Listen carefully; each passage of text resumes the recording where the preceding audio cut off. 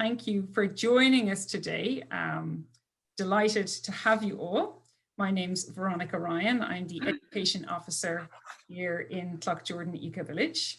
And this is the fifth episode of our deep listening series. And the topic is Ecovillages and the low carbon transition. So for those of you who may not know much about us, Cloughjordan Ecovillage is based in County Tipperary in the centre of Ireland. We're an educational charity that was founded over 20 years ago with a mission to serve as an education, enterprise and research resource for all. It comprised of a 67-acre site designed to support biodiversity, and the Ecovillage is directly connected to the rural village of Cloughjordan. We now have over 120 residents living in more than 50 high-performance green homes, 20,000 newly planted trees, and Ireland's largest renewable energy district heating system. The community features a learning alliance of groups based in the Ecovillage who are continually working and learning together. They include Cloughjordan Community Farm, which is a member-owned agroecological farm, and Ireland's first CSA, which stands for Community Supported Agriculture. Cultivate Living and Learning Cooperative is based in the Enterprise Centre and runs the annual permaculture course. Django's Eco Hostel welcomes visitors when permitted, not at the moment, unfortunately, but hopefully soon. And Riot Rye Bakery and Bread School runs cookery courses and our very own bread club. Cloughjordan Arts has built a community amphitheatre right here on the land. And the Dark Sky Bowl and Seven Circuit Labyrinth are among other unique features that make up this thriving community. As a dynamic, creative and ambitious project, we are on a continual learning journey, and we're delighted to be joined by you all here today to delve deeper into the subject of ecovillages and the low carbon transition. So thank you all for coming. We're delighted you're all here. I'm going to hand over to our host for the evening, Peadar Kirby. So welcome, Peadar. Fáilte roimh fad go Ecofobal Cloughjordan. Welcome to everybody. Delighted to have you on board.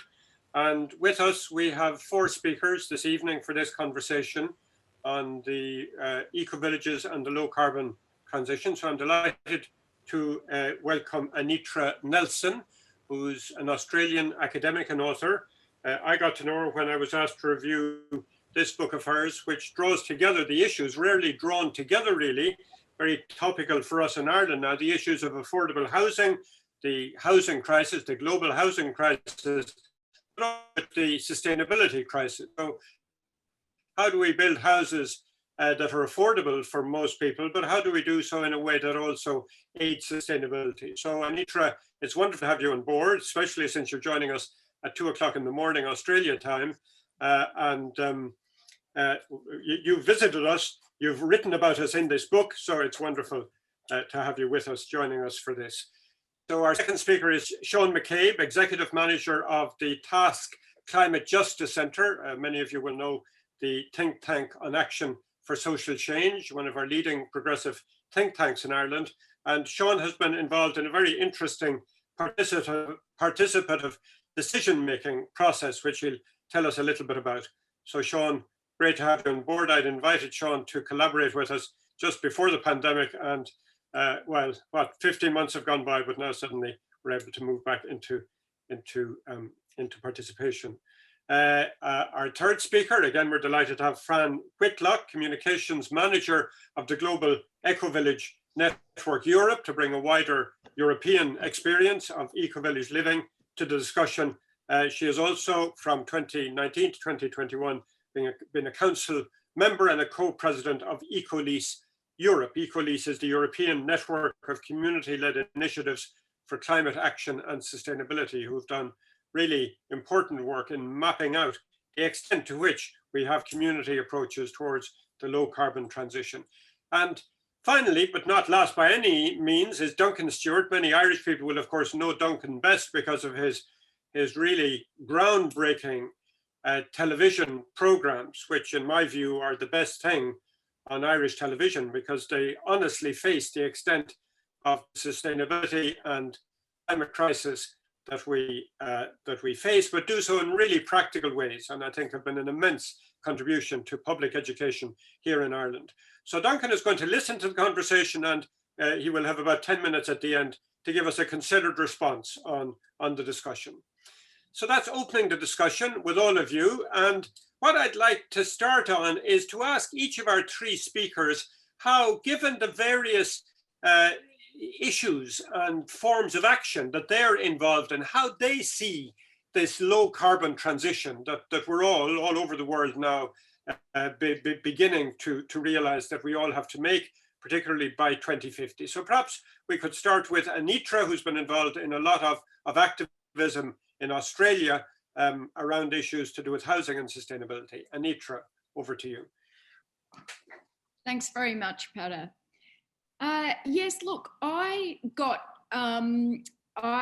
wrote Small is Necessary pretty much as a summary of learning that I'd done over a period of a couple of decades after I'd become involved myself in what I call eco-collaborative communities as a kind of generic term for eco-villages, co-housing, people living in squats, the kind of common themes being that people were co-located, that they decided intentionally to come together and to co-govern themselves, and almost invariably would be looking at issues not just of affordability and of community, but also of sustainability as we face these really massive challenges that we have today. And yes, with the school strike for climate, for instance, in Australia, that started in the particular community I now live in. And what I suppose it could be useful for me to do is to just talk briefly about one community that I lived in, Round the Bend Conservation Cooperative.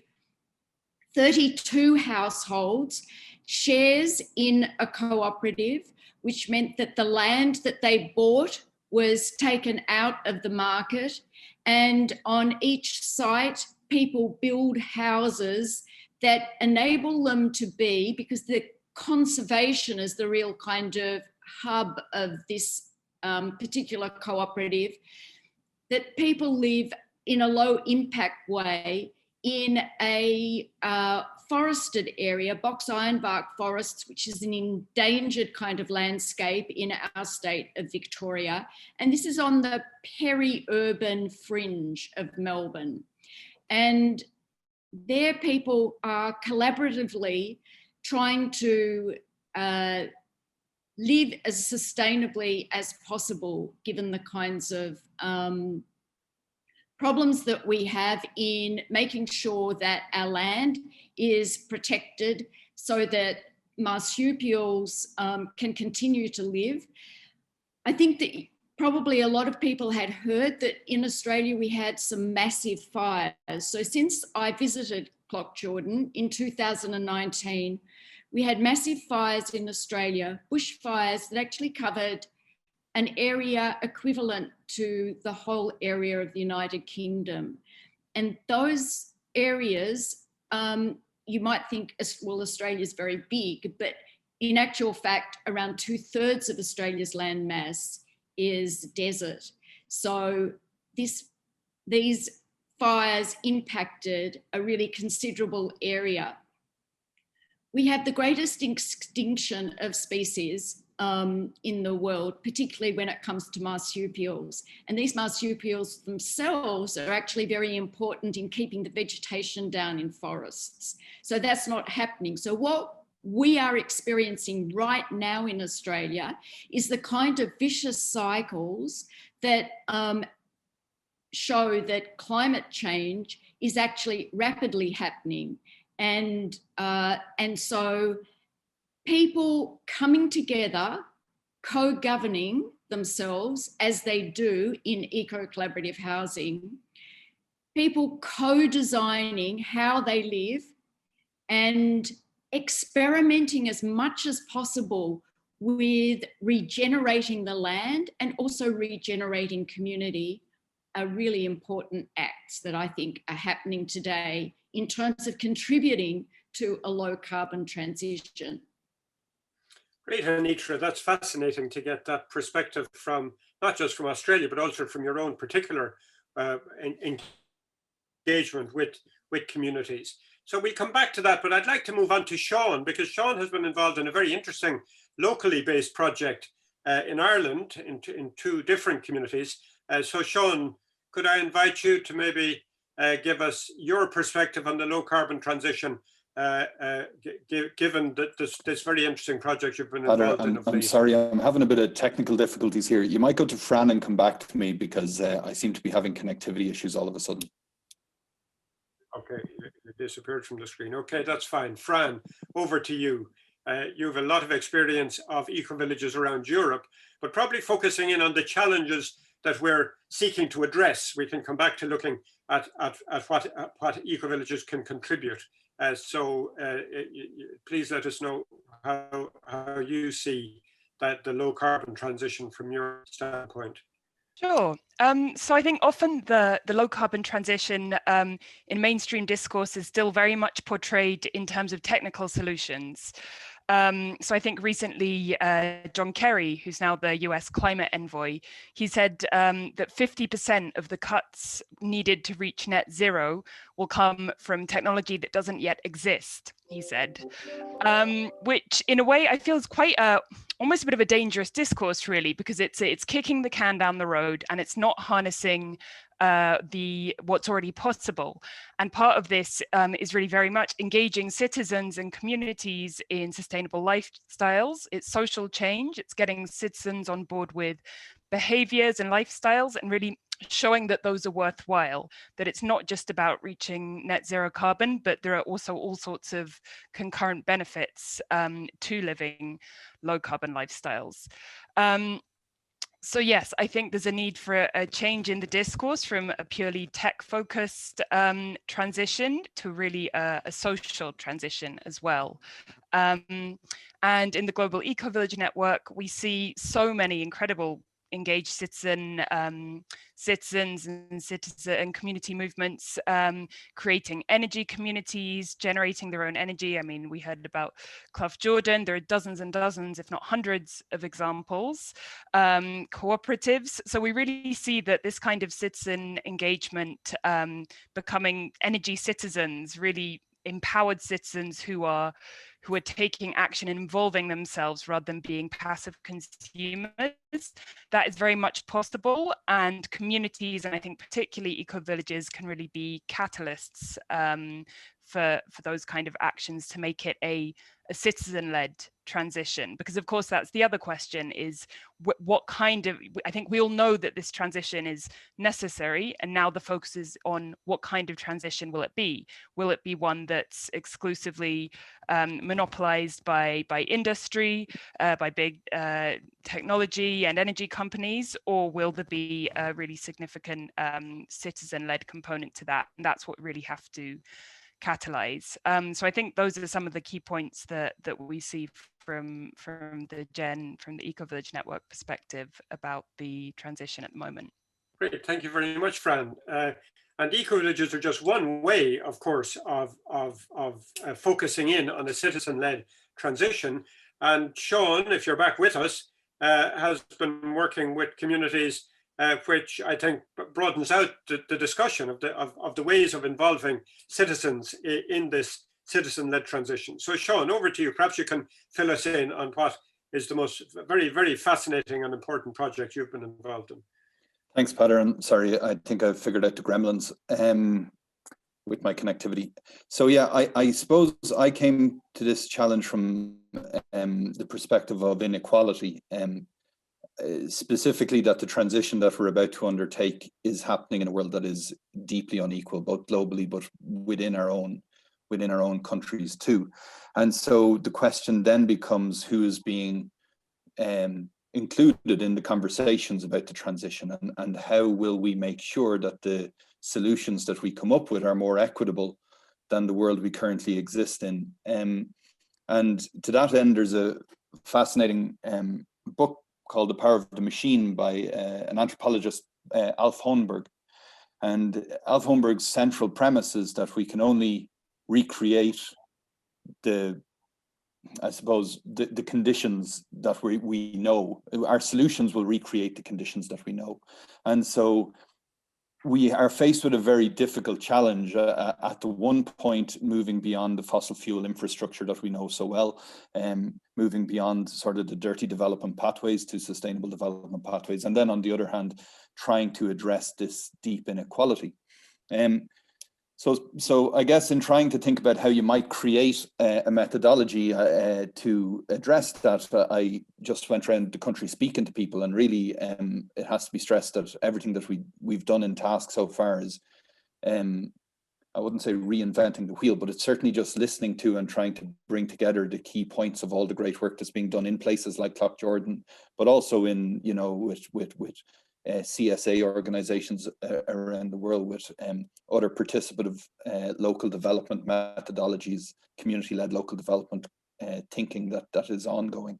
And we published a report called The People's Transition in November, which is essentially an effort. I guess it's premised on 3 core points. It's climate focused. It says that the changes that we need to make in terms of climate change have to happen so urgently that we do not actually have the time to inform everyone of the changes that are going to take place. Like we have 10 years and we have spent a lot of time educating and informing people, and it's still only 8% of the electorate in the last Irish election prioritized climate as their main purpose for voting. So if we think that we have time to get everyone on side with the plan, we're going to fail. People fundamentally care more about their own local development than they do about the global climate crisis. A lot of people are more concerned about reaching the end of the week than the end of the world, as Rose Wall of Community Law and Mediation has said often here in Dublin. And so we have to start with that as our basic principle, and that's where we started with the people's transition. So the idea is, how do we distill out community needs, community priorities, and then use the expertise that exists to fit climate or sustainable development solutions onto those needs and priorities, rather than trying to put climate action down on top of communities. And so we've got the funding now to, thanks to AIB, to run this project in 2 locations, one in Ardra and Donegal, where we've just entered our dialogue phase. The mapping phase has completed. There's 3 phases. The first phase is mapping, literally understanding where everything is in the community, who everyone is in the community, and what policies intersect with that community. Then the dialogue phase is trying to figure out, well, how do we have this conversation, especially in a time of COVID where there's been limited travel? How do we talk to people? How do we understand? How do we make sure that, you know, I think when you open up a dialogue in a community, oftentimes it's the same 6 or 7 people who engage, and it's their priorities that get met. So the question is, how do we actually reach people who don't typically participate in these dialogues? How do we find out what they want? And then the third phase will be the co-creation phase, and that'll start around midsummer, and really looking forward to that, because once we have the solution, once we have the needs that people see for their own village or community, then the question is, how do we solve them?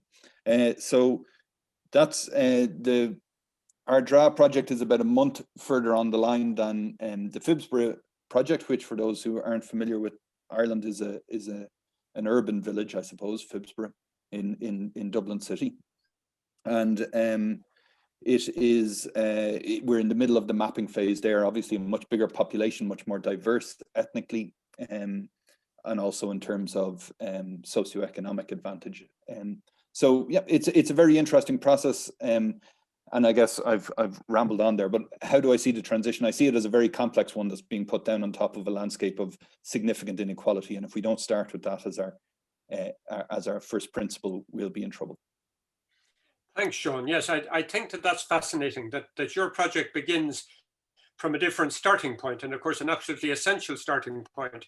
And that's a really, really important one to bear in mind. It does seem to me that some of the weaknesses of our climate discussions is that it sort of almost occupies a parallel universe to the real universe that people matter about: inequality, housing, health, employment, etc. And that's one of the opportunities of a citizens-led transition, that we can frame it as a set of opportunities to transform people's lives instead of a set of technologies that can help to reduce emissions. So let's come back to Anitra. And my second question really is then, if we're focusing in, and I don't want to focus exclusively on eco-villages, but on the sort of, community initiative, the bottom-up community initiatives. I mean, in our case, as an eco-village, we focus on sustainability. In Sean's case, there's a focus on the wider transformation of the way people live in existing communities. All of that is necessary. Is there a particular role that you think that the sort of intentional communities like ours have to play in mobilizing this citizen-led transition? Yes, I definitely think so. So one of the things that I think I have noticed over the last 20 or 30 years is when I first started living in a community, everyone just assumed that I was living in a cult, and there's still stains of there being kind of like very inward looking communities. And in actual fact, eco-villages and other eco-collaborative communities, the best practice ones, are extraordinarily outward reaching. And you see this in the case of Clock Jordan. It's a very good example of networking in a whole variety of ways, from agricultural ways through to European, more community-based sorts of activities. And so I think it's a sense that with a small group of people, relatively small group of people, improving all of their co-governing skills, their listening skills, the ways that they learn to express themselves to one another, and to co-govern within co-located areas, co-designing, all of these kinds of things. I think developing those kinds of skills, and then all of those skills being stretched outwards outside that community as well, are actually mimicking the kinds of activities probably all communities, whether they're actually intentional or not, ought to be operating. And given that we have local councils and people are getting more used to, especially in urban areas, acting as precincts or neighbourhoods, I think that there's the possibility for all of these kinds of actions and directions to be followed through by lots of different people. The only way that I think that we can actually transition successfully is that there is not just the discourse, but there's also decision-making and action that's very collective in a way that we have never seen before. Yes, that's a very interesting one. That, of course, is what's missing so often, that we have societies where we have allowed power to gravitate into small elite groups, both in the political system and in the economic system. Fran, coming to your experience, which is a Europe-wide experience, and not just in the global Ecovillage network Europe, but also in Ecolease, which of course is a grouping of thousands of bottom-up community projects. What do you see as the contribution being made by this whole sector in Europe towards a low carbon transition? I mean, I think I can definitely echo what several things Anitra said, and I do want to focus just initially on eco-villages, because that's really where I've got the deepest experience in. And in my opinion, they do two things. They have two really important roles to play in the transition. I think the first thing is they play a showcase function.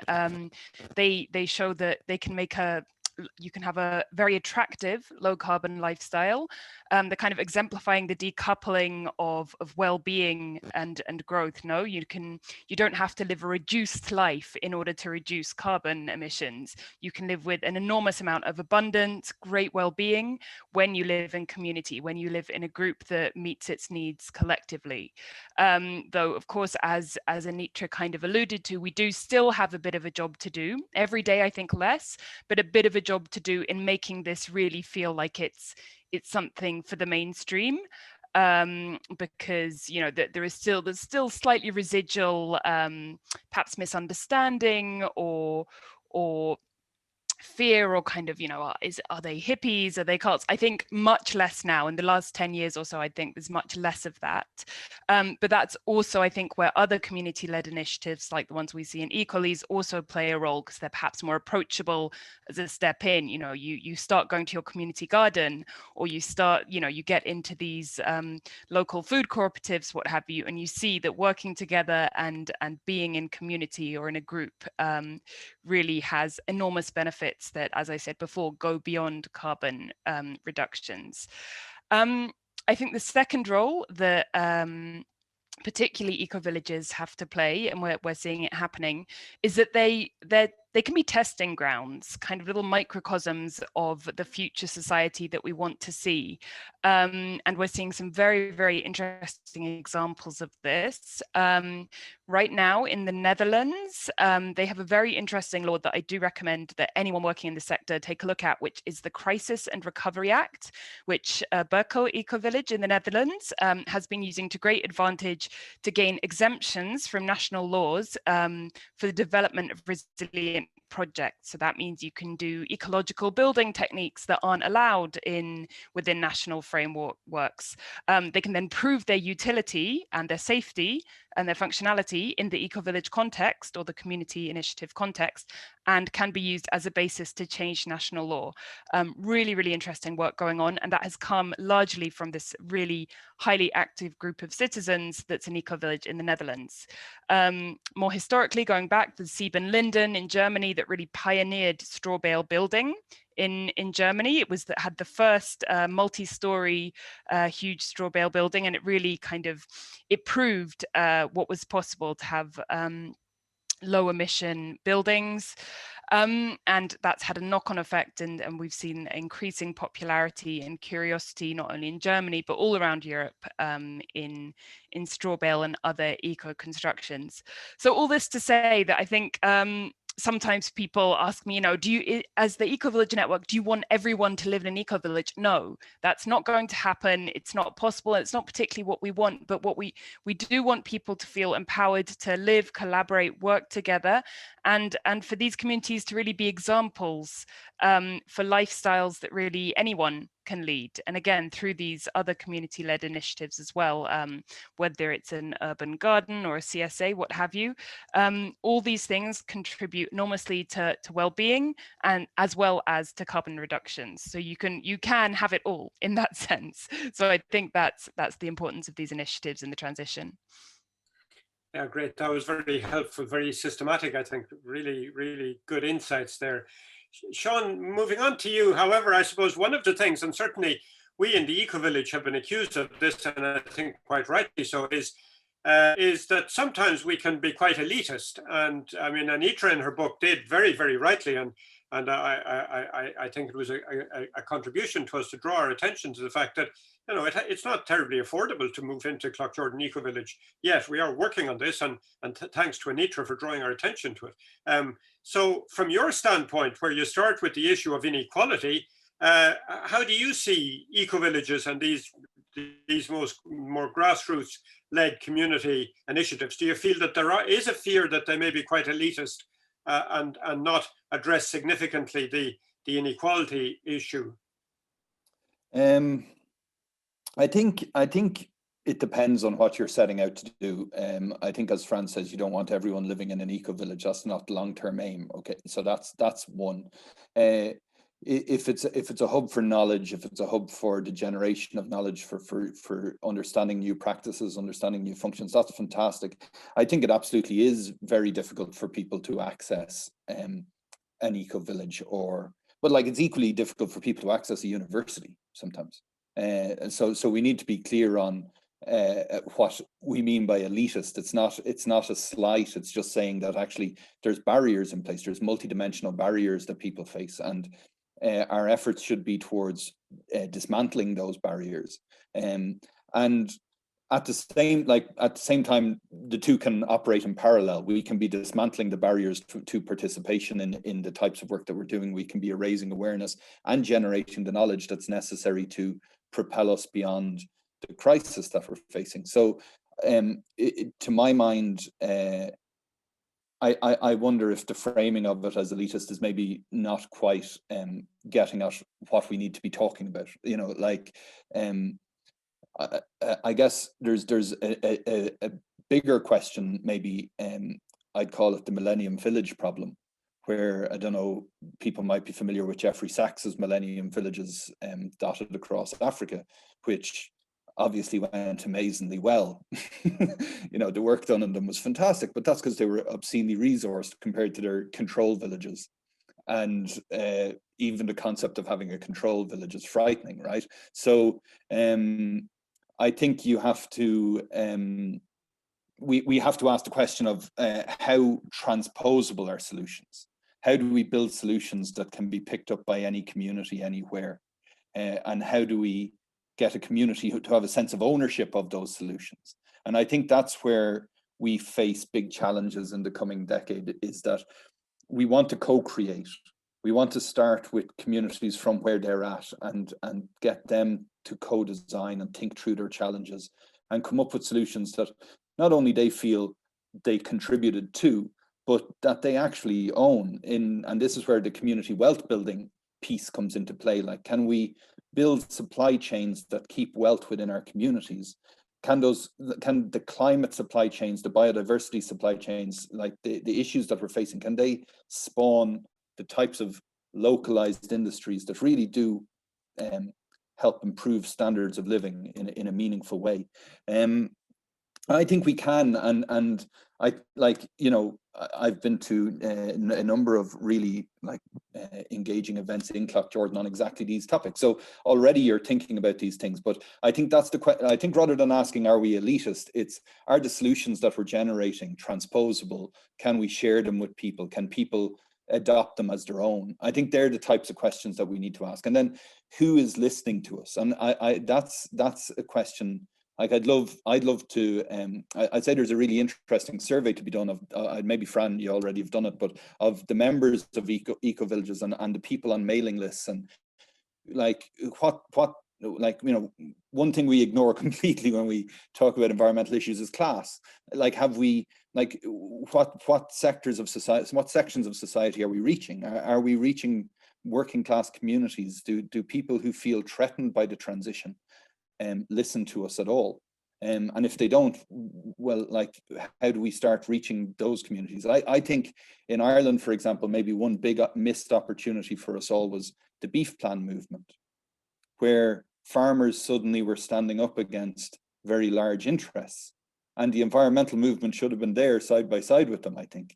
And unfortunately, maybe the vision wasn't there to do that at that moment, but it could still happen. So I just think we have to be alert to when those people who maybe aren't typically our audience are in need and need our support, and be there seeing the world from their perspective. Yeah, you've raised very, very interesting questions. I think we've put many things into the mix in this conversation. And I'd like to move on now to ask each of you. It's a very challenging question, I know, but it's one I think that it's good to sort of free our imaginations. What do you think are going to be the next steps? Fran drew our attention to this thing that John Kerry said, and he was very much criticized for it, and quite rightly so. You know, this tendency that to fall back on technology to do the hard lifting for us. And I think all of us agree that that's not just going to get us there. But what are the steps, and do we see now the penny beginning to drop more widely, that this is really a moment of fundamental transformation of our whole social and economic system? And if so, and I think all of us probably agree that that is the necessary thing to get us to a low carbon society? But if so, what are the next steps that we begin to take? And particularly for the people who are tuning in today, what are the practical lessons that we can offer people as to how to begin taking those next steps? So Anitra, back to you in Australia. I was heartened when I read this morning about these latest children school strikes. So, you know, that's one piece of the jigsaw, I'm sure. But I'm sure you see many others. Yes, well, it's quite interesting that the school children who are striking for climate action point out themselves that when they've been vilified for not being at school where they should be, they've said, well, if the adults were actually making the right decisions about climate action, well, then we would be able to attend to our education like we should be doing. So I think that it's really good that all ages and levels of society are really becoming engaged in the conversation and in action. But I was very interested in what Fran said about the concept, and you emphasized it, Pata, about technology. In actual fact, I think that all of the technical issues over becoming a more sustainable society are already solved. I don't, you know, we want simple, appropriate technologies, and we need to be making decisions where we are over consuming to actually modify our consumption. And we need to have solidarity with people who aren't sharing in the benefits of production, and so that we're actually, as a whole, reducing the kind of burden that we're putting on Earth, but at the same time, we're lifting up those people whose basic needs aren't being met. And Sean also kind of like emphasized the problems of inequity. But in my work over many decades in terms of sustainability, has led me to actually really deeply question monetary economies, because money is a kind of tool to separate, divide, and create those inequalities. It develops a kind of general dynamic. And so one of the things that I noticed myself living in eco-village and co-housing kinds of communities was that there was a lot more economy conducted not using money, but rather sharing. And this is where the whole commons movement is going now. We have a lot of 21st century movements who fortunately are moving very much in the same kinds of directions. And the principles that they're following are that we need to have greater equity and that we also need to be more sustainable. But I've just delivering to Pluto Press a book called Beyond Money, a Post-Capitalist Strategy, which is actually looking at how you might completely eliminate money from society as a way to enable the sustainability and greater equity between people. And I sort of think getting ideas like this out there and as having those kinds of discussions are really, really key to moving the conversation away from technology and all the money that needs to be put into a transition. I don't think it's a matter of putting money into the transition. I do really believe that it's in our power to do that.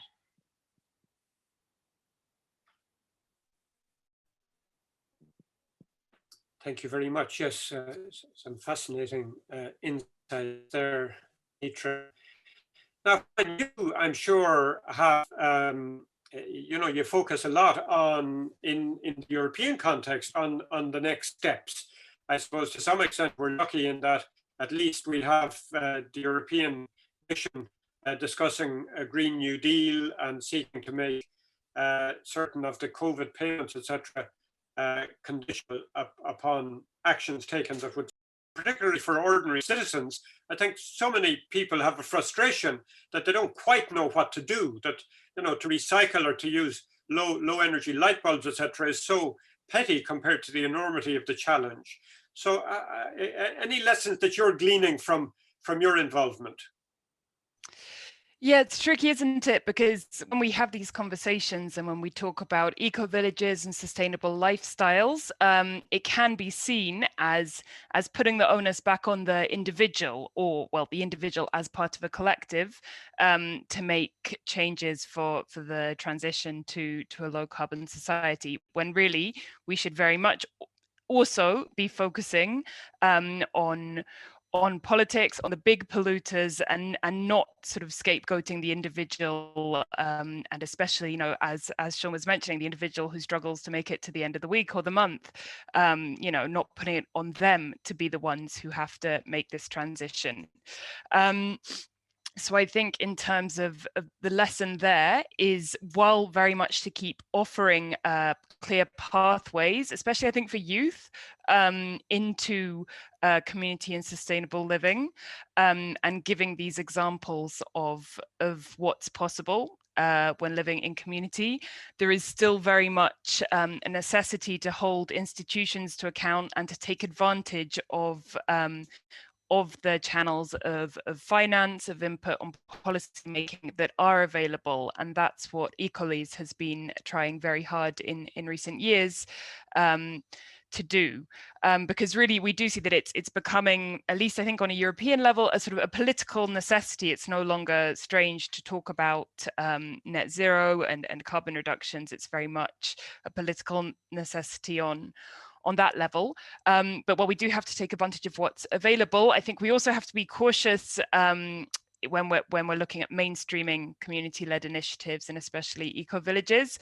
that we don't get sort of captured or used. We have to maintain our spirit, which is something very, you know, it's the grassroots, it's the desire for a better world, and just not to be captured by political processes or by, you know, greenwashing. Very funny, here in Spain, actually, one of the biggest energy companies has a page on eco-villages on their website that no one can quite work out how it got there, but you know, we certainly weren't involved, but it talks about us. So yeah, just being very much aware of how eco-villages and other community-led initiatives are being portrayed publicly and being used.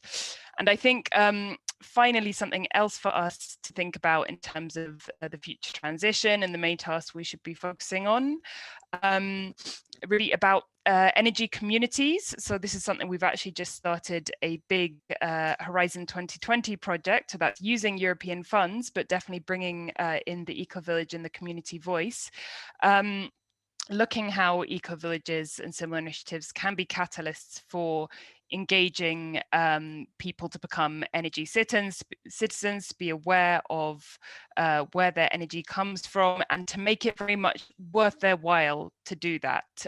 So really coming back as well to what Sean has been highlighting. Maybe one more thing, I think, just to really go back to what Sean and Anitra were saying, is also focusing on aligning with social movement. Really can no longer be working in our silos, be isolated. All our movements are connected very, very deeply, and we must be there when, you know, we're looking at the just transition movements for social justice. There are some eco-villages that have been, for example, offering their spaces, their meeting spaces for free to social movements to meet or to recover after actions, or all these things. But I think these acts of solidarity are so important to well, they're important in themselves, but also stay relevant and connected and not be in our bubbles, to really be building bridges to the wider world. Thank you, Fran. So Sean, over to you before we open up to our participants. The next stage is as you would see it from your perspective. I think things aren't going very well. Like, I think we can feel sometimes that we're moving in a positive direction, but actually I feel like the rate of corporate capture of the environmental agenda is pretty significant. If you look at the private sector involvement in the Sustainable Development Goals or in the delivery of the Paris Agreement, it's quite concerning. And so my fear is that a lot of, there's been more human rights, like the Business and Human Rights Resource Centre track human rights allegations against renewable energy, like against energy companies, but the extent to which renewable energy companies have been being reported for alleged human rights abuses is skyrocketing. Like we've got, the rise of the right and how they are using climate action as a mobilizing tool. We've got the issue around, how farmers perceive climate action and environmental actions as a threat. And yet you still have George Monbiot writing about factory produced meat. It's really unhelpful, So I think we have to start really reconsidering our higher ground on this. And it is about going into the communities. It is about starting from where the communities are at. I hate being like a naysayer on this, but I do think we, like, with recycling, with all of that's gone on, people have gotten the wrong idea. People really don't understand the fact that it is a small number of very large companies that have gotten us into this mess, and that those same companies are still profiting from this process. We really need to vote. We really need to mobilize people behind parties that promote a vision of inclusive, sustainable development that isn't based on large market powers, but actually returns power to community. And that's a piece that is also left out of these conversations, is the conversation about power. Who has power, and how do they use it? And even as it stands in Ireland, if we wanted to try to move to a model of community-led local development based on community wealth building, we don't have the power in the councils to properly do that. We don't have, we've seen the erosion of the independence of local action groups within the LEADER program, for example. So they've been captured by local councils too. So we've a real challenge in terms of democratizing this process and putting it into the hands of people, and then also making it relevant, again, back to sort of to working communities, to people on low incomes, who are like finding it tough. One kind of example that I would throw out is I recently became a climate justice officer at a football club here in Dublin, Bohemians, and the amount of backlash that it got was very funny, but it was also pretty indicative of the fact that I was in a bubble, and up until the point that I stepped out into this world of football and tried to talk about climate justice to football fans, I didn't realize that most of them didn't give a damn about this at all. And so we have to be careful that we're not just talking to ourselves. We have to try to go to those places where we're not welcome and have the difficult conversations. And then the other thing is, and it is great to see Anitra speaking about the children on strike. One thing we have to remember is the global dimension of this. And I'm part of an initiative called the Children's Environmental Rights Initiative. It's headed up by the UN Special Rapporteur on Human Rights and the Environment. And we have a declaration. It's called the Declaration for Children, Youth and Climate Action. It's building, it's a youth-led declaration. It's building on all of the great strikes that have happened all around the world. And we had a call. It's really heartening. We had a call on Thursday with young people from about 80 countries. And we were talking about how they might be able to advocate for countries to sign up to this declaration. Ireland hasn't signed up yet. We've 13 countries signed up, but Ireland hasn't yet. How they might both advocate for signing up to the declaration, but also implementation of the declaration. And one young man from, I won't say where, but put up his hand and said, I'm a little bit worried about going out and advocating for this because I could go to jail. And so we have to understand that we're in a very privileged position where we can still agitate for climate justice. And we should be agitating not just for justice for ourselves, but justice for people who haven't got the same voice in this conversation. So I think I don't know if it's a mixed bag there in terms of where we're going, but we need to take back power, and we need to make sure that it's shared with the global south.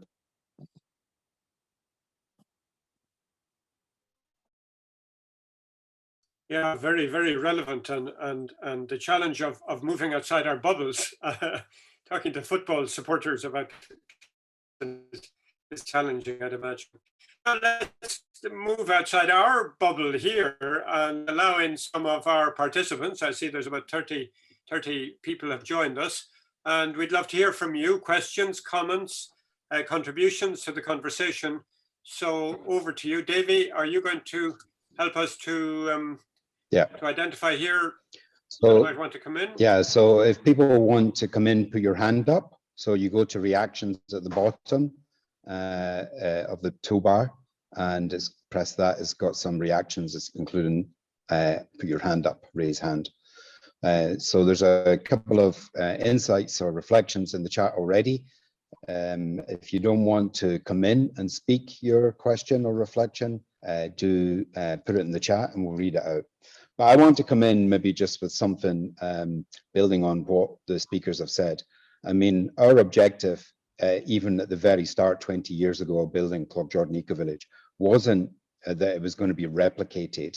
And we've done something slightly different from most ecovillages, connecting to existing town, and a town in rural Ireland that was very much in decline. And I think that in the 15 years here we've been here now, the narrative has changed so much that people in the whole town talk about these sort of issues and sustainability. And I think that our time has come in a way to model and to help other communities, because really in the next decade, every town, village and city neighborhood will have to be an eco-village in some sense. They'll have to be closing supply chains and having more connections to the local producers and the local economy. And I think, you know, we've been in this game a long time of trying to convince behavior change. But what we're facing now, potentially very quickly, is disruptions and collapses that people will be scrambling for these ideas that have been developed in this regenerative movement over the last 5 decades. And those pathways aren't always obvious, even to the newly awakened climate activist. So how do we ensure that those pathways of permaculture or community-supported agriculture, or the new tools that we strengthen our local economy and build resilience in our local places are there? While at the same time, and I think it's really important what Sean's highlighted there, that this is a global challenge we're in, the ecological and climate emergency. And you know, the people that are going to be impacted most have done the least to contribute, and that we've got an obligation, I think, to be in solidarity with communities everywhere and not just looking out for ourselves. In some ways, that's quite a shift in our worldview, where we become more pro-social or more altruistic, or less about me and more about the we. And I think that's one of the things that we have to nurture, is a different worldview in this. But maybe a question to the panelists, and maybe especially Sean, you know, working with existing local communities, and we need to make this transition just, and if the most marginal voices aren't in it, we just won't have a transition. But when you say that we need to start where people are at, and you gave the example of the football supporters, they don't really want a climate advocate in their club. Why? So if we start normally where communities are at, we might get, you know, that we want more security or CCTV cameras or the waste collected more often. How do we build that awareness of the emergency as we go into the dialogues, so that we don't just start repeating the things that we want in the current paradigm in this sort of the economy we're in, but can sort of imagine beyond that? I mean, I'm interested in all the speakers, but maybe starting with you, Sean. I think people are we're all pretty similar, and people generally speaking want the same things, and their outlooks are just their experiences, and like people want to be treated with dignity and respect. They want to have prospects for their future and the future of their family. I think if we start where people are at, we'll find very quickly that it's what they're looking for is nothing. You know, I had the privilege of, maybe it was ill-advised at the time, but I've run in 2 elections, and so that gives you the privilege of knocking on doors and meeting people and listening to what they want. And but what people want is straightforward, and what they don't have, what some families don't have is criminal in Ireland in 2021. Like, to meet a mother on a doorstep on a very cold January night and say, look, I won't keep you at your door. And she's like, oh no, the heating's off. I can't afford to pay for the heating and get my kids through school.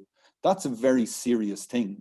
And that's immediately a climate justice issue, because the idea of getting someone energy and solving energy poverty and doing it in a renewable way so it's very interlinked. So I think when we start with where people are at, we'll see quite quickly that it's not security. The people selling security are generally companies, or, you know, people who are telling you have something to protect are people trying to divide. And I think if you can be a source of listening, like you're doing here, deep listening, but in the community listening and surfacing the real needs and priorities of people and families, it won't be that, it'll all be positive and it'll be solvable stuff. Thanks, Sean. Anitra, Fran, do you want to come in on that? Maybe I can briefly. I mean, it's a very difficult one, and I think Sean has much more sort of direct experience, and I think what he said was incredibly interesting and so important. I'm just from the eco-village perspective, and it's a longer term perhaps form of engagement, but it's really about, I think there's something about trust building. I think there's a lot of work that needs to be done, like I said before, building bridges, but building trust in a community. So not kind of much, I mean, it seems obvious, but not marching in and saying, you know, look at us, we're doing everything, we're sustainable, you know, you should, you know, and I have seen in some communities, some eco-villages, there's quite an us and them mentality, especially in communities that are close to perhaps more traditional villages. For example, the can, in some cases, be perhaps a sort of a superiority there of, you know, we're doing everything right, look at these farmers who are doing everything wrong. But where it's successful and where wonderful relationships have been built and synergies and sort of fantastic relationships between the eco-villages and the wider communities that they're embedded in, which are often, they are, you know, not privileged communities, often rural, farming, low-income communities. It's where the eco-villages have proved that they have something to offer, that they want to listen and they have something to offer and share. They can consume from the, you know, they can connect with local farmers and buy their produce. They can really show that they're a valuable piece of the puzzle in their area. And that, when you build that trust, that's when you can start to bring in, you know, the issues that we're passionate about and see that they are all interlinked. So yeah, it's not easy and it's a long-term strategy, but it's very much the trust building and yeah, the wealth creation and wealth sharing in all its forms, whether it's economic and financial and, you know, hard cash, or if it's sharing other forms of wealth and well-being. Anitra, do you want to come in? I see Deirdre O'Leary would like to get in as well. So over to you, Anitra, first of all, and then we can bring Deirdre in. Yeah, well, I'll just add a couple more points. In terms of engaging with people, I'm not sure whether Australia is kind of like ahead of the pack in this. Unfortunately, we've got government inaction, but as I pointed out, in terms of our fires, we've already got a lot of the impacts of climate change very obviously happening to us. And so, for instance, in terms of sports people, including footballers here, these associations of footballers have been doing kinds of analyses of how the rise in temperature is going to impact on players and audiences for football. And like, it's just, you know, within a decade or two, there are going to be massive implications in this. And so I think that it's kind of interesting, because as things are collapsing around us, there are opportunities to be setting people exercises to do in their own particular areas, or doing some of those exercises ourselves and reading it back to them, instead of asking them, well, what are you going to be doing when this kind of happens, or whatever, without being sort of challenging so much as, we want to work with you. It's pretty hard, but this is the kind of work I think is really crucial. Mm-hmm. Thank you, Anitra. Indeed, it is crucial. Deirdre, over to you. Thanks. Well, thank you so much, because I've loved what you're saying. I wanted to definitely agree with the idea of moving away from the idea of individual guilt and towards communities banding together, because we can't do anything as individuals. Or very few of us can as individuals. Some of you are, but very few of us can. And also, further to that, I would love for us, further on what Sean was talking about, really, I would love for us to move away from all the kind of language that gets used around solutions to climate change, and all the language that actually makes people on low incomes feel invisible. So like, it would be really obvious in the newspaper if they say, you know, this is how you fuel your helicopter, but it would hit us. We would know that we were being left out of that. But there are so many people who are left out when we use language like, you know, here's how you're going to retrofit your house. But well, so many people don't own a house, you know, and they can't retrofit their council house that they're renting, you know. And things like rewild your garden, or buy organic, or, you know, here's how you change your lifestyle. It just, I'm so allergic to that, because it's so making people, so many people invisible, you know. They feel invisible, we feel invisible. And also, two things that I'd love to contribute. I feel, one thing is, I would love to see a type of descent plan like the transition towns we're having, but not just to get away from oil, to actually move away from what I would think of as a continuation of colonialism, really, where globalized, the globalized market is basically colonialism, I think, just dressed up as free trade. And if we can make it more like local economies, so that we get together and we say, like, what is needed, you know, what are we having to buy from abroad, what could we, especially from sweatshops, and what could we be buying from local people making them here, and how, and then commit to supporting somebody who's going to fill that gap in our local community. I would love that kind of descent plan for communities.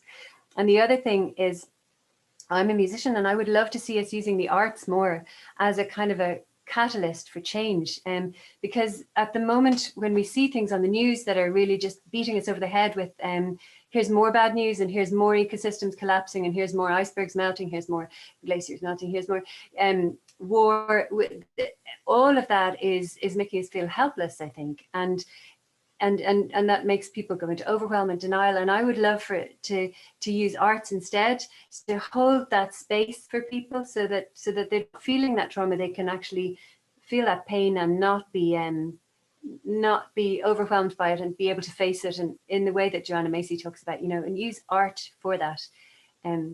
Yeah, that's what I'd love. Thank you.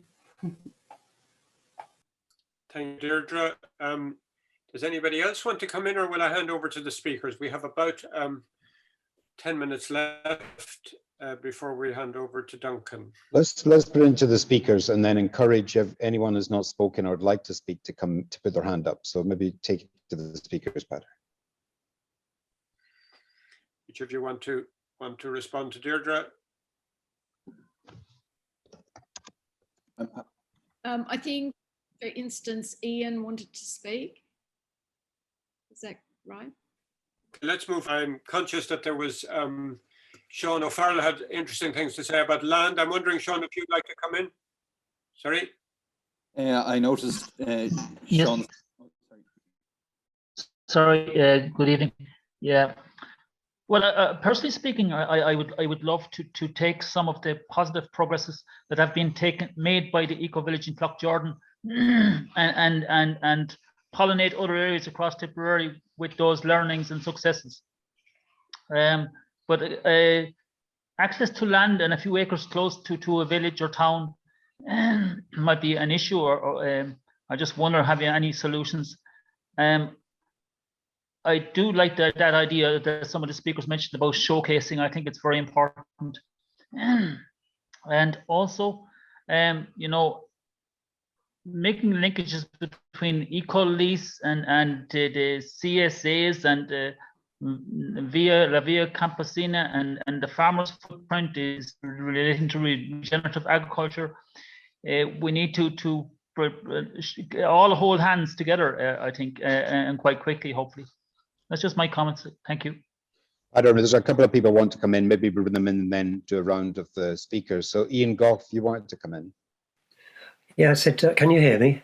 Yeah. Yes. I'm new to this. I know very little about it, but I've talked to Pedro about it, and I visited Cloughjordan once and was shown around. I was so impressed because it deals with a lot of things. I think it was moving towards a circular sewage system and so forth. So it was really advanced, it seemed to me. So I've just got I just would like to know more about what eco-villages are developing probably across Europe, and how they differ. I mean, it's a boring empirical question I'm asking, and perhaps there's a simple couple of sources I can look at. But I'd love to get a map of what's going on at present, because I find some of the discussion about taking that to the global justice is a bit it's admirable, but it seems to be getting away from the key role of showcasing and making more of what there is at present in the eco-village movement. Thanks, Ian. Fran, do you want to respond to that quickly? Sure, I can just briefly respond. I mean, I can't give kind of a laundry list of all the many things that eco-villages are doing across Europe because there's a huge amount, but maybe I can highlight a few different things. On the energy side of things, you've obviously got pioneers like Cloughjordan, Sudebyn in Sweden, and Tamara in Portugal, doing a lot of work on sustainable energy systems, circular economy. I think there's also a lot of work apart from the ecological sustainability, because in eco-villages, we talk about all the dimensions of sustainability. We don't just focus on ecology, we really look at economy, social, cultural sustainability as well. So we see a lot of work on actually disseminating the social technologies of eco-villages. So that's kind of means for better collaboration, you know, facilitation, listening, all these tools that perhaps we don't think of in terms of sustainability, but they're really about what makes groups work. And I think we have a lot to learn from the other global and social environmental justice movements in that, but we also have a lot to share. And there is sort of increasing bridge building going on there.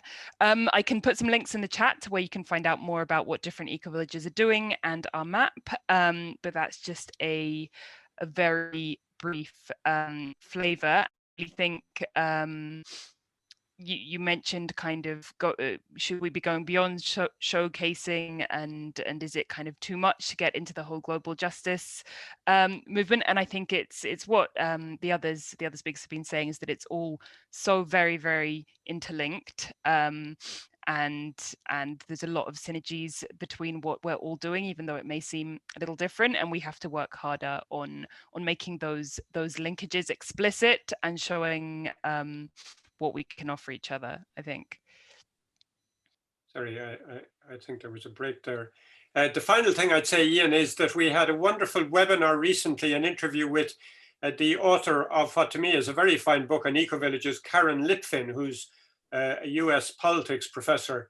So I'd recommend her book, and do look at the recording of the interview we did with her, which is on our website. We did that in late March. So Davy, you had said there were other people wanting to get in. I don't see Well, anybody with their hand there's up. a few comments. One's quite interesting from Sean O'Farrell that's been answered in the chat, is on the subject of language, and just that even the term sustainable development, sustainability has been hijacked. And we are on a sort of spectrum from conventional to green to sustainability thinking.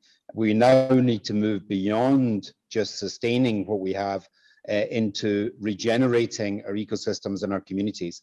So that the regenerative frame has become sort of the leading approach. And it's not just a new word, it's a different way of perceiving or conceiving of the challenges. It's much more systemic. As we move along that spectrum, we reduce our energy use, we shorten supply chains, we build more engaged communities.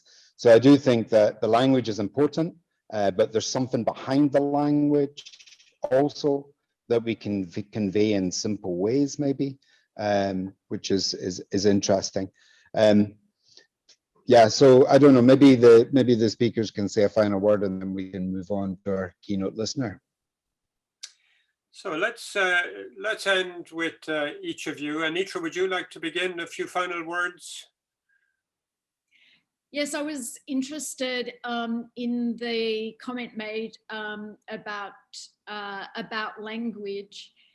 It's problematic because I know from being in numbers of movements, including the women's movement, that you can change to being feminists and you can this, that, and the other. But basically, there are ways in which people will actually make a slur out of the word just because they're against it. So I think that creating multiple different words, as Davey says, regenerative, there's permaculture, there's a whole lot of words that we can use. And in as much as we use a multiplicity of words, I think that that's actually really useful.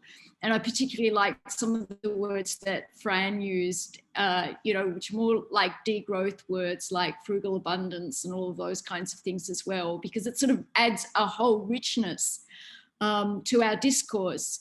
And just in terms of Sean raising about land, I do actually think that the different ways in which many eco-collaborative communities are in fact trying to commonly own land and take it out of the market offer good models.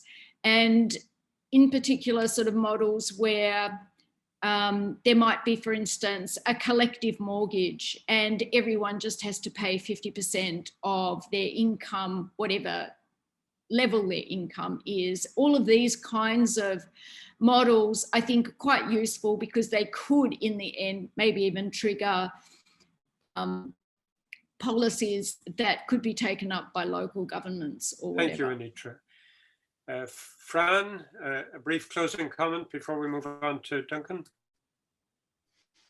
Yeah, I think there's maybe one thing I wanted to point to in terms of Ecovillage contributions to the transition, and is also what we're seeing is across Europe an increasing number of collaborations between ecovillages and municipalities, also even regional governments. We're seeing increasing recognition of the roles that ecovillages can play, particularly in sort of less favoured rural areas in terms of, for example, keeping schools open or even opening new schools. So really actually making it worth and possible to live in rural areas that increasingly don't have services and aren't given government funds. So we're really seeing more synergies there that I think are, and as we get that recognition from institutions, I think that can be very powerful, and it can really contribute to local decarbonisation and on regional levels as well. But yeah, I think the other thing I want to point out again is that, most people, imagining that most people in this conversation, they don't live in ecovillages and perhaps they won't ever. but there is still a huge amount that can be drawn on in terms of eco-village lifestyles, approaches to collaboration, eco-village neighborhoods. These are a lot of things that I think we can do a lot in terms of sharing the eco-village lifestyle tools with any kind of social movement, with any kind of neighborhood, with any kind of community group that will facilitate people living what we call eco-village lifestyles wherever they're at. That doesn't mean having to pay a bunch of money and move to the countryside and go and live in an eco-village. These kind of lifestyles really can be for everyone if we share the tools in the right way, in a way that makes it approachable and easy for anyone to get on board with. Thank you, Fran. Sean? Thanks, Banner, and just thanks for hosting this conversation. I've learned an awful lot, and it's been really great. And like the comments from Deirdre and Sean are very valuable as well. Just two quick points. Well, three maybe. The first on Deirdre's point about the arts and how we're using arts. I think also history. We have to tell stories from our history to understand how we don't repeat the mistakes of the past, and also to understand how the power of the collective has succeeded previously. I think that's a really key point in this, and I think the artists have a big role in telling that history with the historians. I think in terms of land, it's another area where I'd just be exceptionally worried about. I don't know, I read a headline recently that Bill Gates now owns more land than the Native Americans. It's astounding, and I see us going a similar direction, given how people are struggling, farmers are struggling to stay on the land, the pressure on commodity prices and what that's doing to the family farm is scary, and we could go to the corporate land ownership route, which would make this dream that we're imagining even further away. So that's something that needs to be resisted. And then the final thing is, we haven't really spoken about how we'd get all of this to scale and where the resources would come from. And I think it's very interesting to note that, like, in 1991, I believe the corporate tax rate on average in Europe was 41%. It's now somewhere around 15%, and we in Ireland have led that race to the bottom. And I think if we're talking about how to bring about all of the ideas that we're talking about here, we have to tackle tax justice and tax harmonization, and really stop millionaires and billionaires particularly getting away with throwing philanthropic money around when they're avoiding paying unmerciful sums of money in tax, the amounts of money necessary to avert the crises of biodiversity and climate that we face. So that'll be it. And thanks again. It's been a really great chat. Here, wonderful. So Duncan, we've waited long for you. Over to you. Some reflections on our conversation and what we can take away from it. Thanks, Father, and really, really interesting conversation. It was great to be in the position of being a deep listener. The only thing is there's so many good points that were raised and very interesting, issues that were highlighted here. And I think, as Sean said, it's really opened up my mind to a lot of situations and opportunities too. But if I stand back without kind of talking about all of those really good presentations that I feel very privileged to be able to kind of to listen to and to learn from, I kind of feel in the bigger picture, and I think in a way Sean mentioned it there again, it's not just with inequality, but with the wealthy, not alone are the wealthy, if you like, exploiting their situation and more eating in on the inequality issue. But they're also by far the biggest greenhouse gas emitters personally and in their businesses. And we have these massive challenges now that this, if you like, inequality in that level, where we look across the world from a global perspective, and we know that in Ireland, our emissions compared to Ethiopia are 80 times that of the average Ethiopian. But within our own society, the difference can be as much as 20 to 1 in terms of, the very big polluters being very wealthy and in their investments being used completely in the wrong way, compared to others in society that are making great efforts. And then we look at the inequality of people in Ireland too, that people that are struggling. I think Sean mentioned there about that young woman that with the young family that can't heat her home, you know, these sort of situations, living in incredibly badly insulated houses that they have to rent and they can do nothing about. And so many people in rural areas that are so dependent on transport, you know, long commute journeys to be able to get a living. You know, farmers, for example, that can make a living on their farm, having to commute to jobs that are a long distance away, and where they're so dependent on, if you like, fossil fuels, you know, transport for diesel and petrol to make these journeys, you know. And then we look at the big picture of climate change, and you know, the fact that we have only 8 or 9 years left to make this massive transition to at least reduce global emissions by 50%.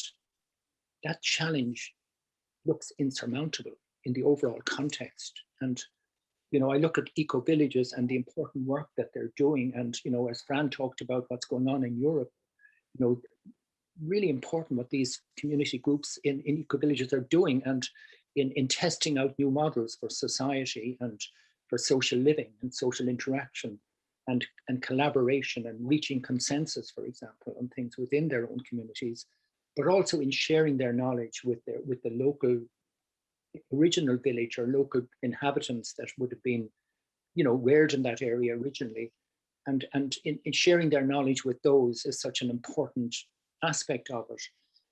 But you know, one has to take up the question as, are we living in a bubble, you know? And that was raised many times today in the conversation, that you know, we tend to kind of live in the comfort of our own group and share our vision and our lifestyles, if you like, with each other within that close-knit bubble, without realizing that the big challenges is going to be trying to bring the ordinary citizen into this area of thinking and into this collaborative way of thinking, you know, because in a way they're so left aside that they're surviving, you know, trying to survive from day to day. The issue of climate change doesn't come into their life at all.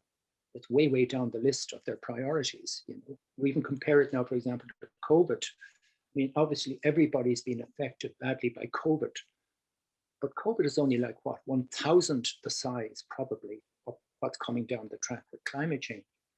And we have only got these short number of years to make such a massive adjustment.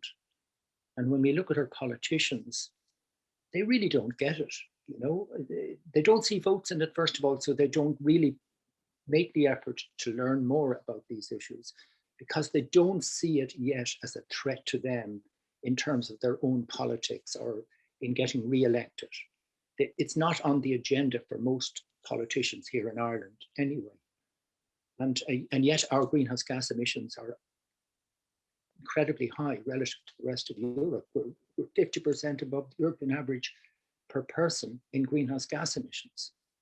And our transport emissions went up 2.5 times since 1990. I mean, these are incredibly serious issues, you know, when we take the wider context of what we have to do, you know. And I think mentioned there were farmers, you know, I think we have to kind of recognize that farmers are critically important in terms of what they can deliver if they are brought and given the right direction and incentives to do the right thing and the right certainty to, and you know, that they don't take risks on doing things. They need to know where they're going. And they need to know if they do make big changes. And I think Sean brought up that point there of beef farmers in Ireland. You know, 83% of beef farmers can't make a living out of cattle. You know, it's the big meat barns, the big exporters that make all the profits. Those farmers have got to live. They've got to have an off-farm employment. That's 83% of our cattle farmers in Ireland. And that's most of our farmers in Ireland. And I mean, you know, as I think Sean mentioned there, you know, there was an opportunity to engage with those farmers because they were really desperate, because they knew they were being exploited by the big exporters, and they're at the mercy of them at the marketplace when they bring their cattle. And yet they're producing incredibly unsustainable food. Unfortunately, with emissions from cattle are so high. Yet they could be doing so many other things with that land if they were incentivized and encouraged and given the right framework to do so. But that's not happening because the big vested interests have control over our agriculture. So what I mean is these big issues, you know, are so critical now, and time is running. And I mean, from my perspective, how do we mainstream this is the critical issue. How do we bring what the good examples that are going on within the eco-villages across Europe? How do we bring that mainstream? How do we get the messages of the successes that within these communities and the experiences that these communities have gone through in the development of various techniques that they've evolved within their communities to kind of, you know, take on these challenges and produce a sustainable way of living. You know, there's an awful lot for us to learn. I've certainly learned an awful lot here. And I'd love to find a way that, for example, this debate that we're talking about now and this discussion could be evaluated. You know, take this, what happened here today, and really take a look at it and get a wide sector of society. You know, it would be lovely to get kind of people that are not environmentalists, you know, people that are struggling, average urban people, for example, that are struggling, and likewise rural people, to kind of go through this and evaluate what came out of this and what can we learn from it and what would their comments be, you know. In other words, how do we make this not just us talking to each other within this kind of environmental group, small group in society here in Ireland? How do we make this something that is relevant to ordinary people? You know, when I'm talking to people, typically, the issue for me is their children, you know, and my children, you know. We know that the future for our children is incredibly at risk at the moment. That the way we're going, the trajectory we're on with climate change, will we get to 2050 before massive social breakdown? You know, I don't know. I mean, there's big unknown issues there, but certainly the risks are very high that society will break up, you know, and as we impose then more difficulties or more regulation where we need it, you know, are we going to face a backlash from? I'll have to draw you to a close there. Unfortunately, time is right. Yeah, sorry, Peter. I meant to go in and talk more about a lot of the good points that were raised within the group. But I think if my message would be, how can we take this now that came out of this, evaluate it, and make it such that it can be brought into the mainstream? You know, find a mechanism for the good lessons that have been learned within eco-communities around Europe. How do we mainstream this so that we make it relevant to ordinary people? So I'll stop talking. You're great. Thank you, Duncan. I mean, I think that the richness of this conversation just shows the sorts of conversations that should be happening at all levels in society, that we take it out of a sort of a narrow scientific and technological discourse that has dominated for far too long, and draw it into the real fundamental challenges of communities, of people living their lives, of the challenges of inequality, the profound challenges of social injustice that Sean has spoken about. So I want to thank you all, because everybody who has contributed, particularly our four speakers, has made of this a very rich conversation. It is being recorded, it will be put on our website, so we do see it as a resource that people can look at the recording and can share it with groups, etc.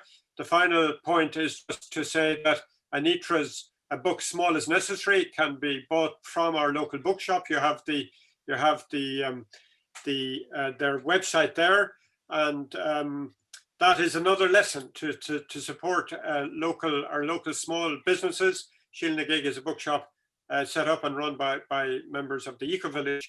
So we wish to thank you for being with us, and to keep a watch out for forthcoming events. I'll hand back to Veronica to give the final thank you.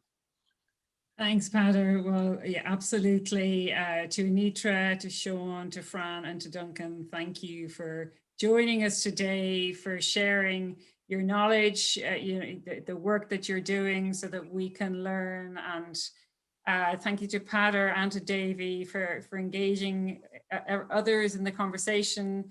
I think we did learn a lot. I think there's always more to learn, and it'll keep us going in our thoughts and in our work going forward as we continue to address the challenges we face. So thank you for everybody for your time, for your contribution. We hope you'll join us again in future Deep Listening events.